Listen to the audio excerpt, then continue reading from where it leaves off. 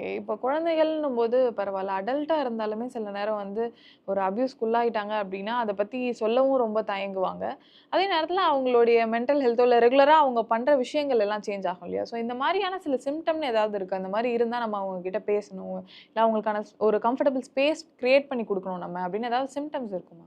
குழந்தைங்களா இருந்தா நம்ம பேரண்ட்ஸ் கிட்ட ஹெல்ப் வாங்கிக்கலாம் அப்படின்றத நம்ம சொல்லுவோம். பட் வேற என்ன அடல்ட் அப்படின்றபோது, அவங்களுக்கே அந்த இடத்துல வந்துட்டு ஓகே நம்மளுக்கு வந்து இந்த அப்யூஸ் வந்து நம்மளுக்கு நடந்திருக்கு.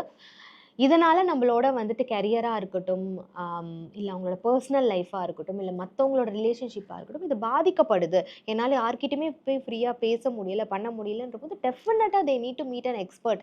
சி ஒரு கவுன்சிலர போய் பார்க்கறதுனால நமக்கு வந்து ஏதோ பெரிய மென்டல் இஷ்யூஸ் இருக்கு. அதனால தான் வந்து போகணுன்ற அவசியம்லாம் கிடையவே கிடையாது. ஓகே. பாஸ்ட் கேரி அவுட் ஆகுது. என்னால பிரசன்ட்ல இருக்க முடியல. இன்னைக்கான விஷயங்கள என்னால கான்சன்ட்ரேட் பண்ண முடியல. ஒரு கேர்ள் வந்து என்கிட்ட பேசும்போது, ஐய்யயோ! எனக்கு பயமாவே இருக்கு அவங்கள பார்த்தா. இல்ல ஒரு ஆண் வந்து பேசும்போது, அவங்க எல்லாருமே கெட்டவங்களா தான் இருப்பாங்கன்ற மாரி எண்ணங்கள்லாம் வந்ததுன்னா, அவங்களா ட்ரை பண்ணணும் வெளில வரதுக்கு. முடியலையா? Definitely they need to meet an expert.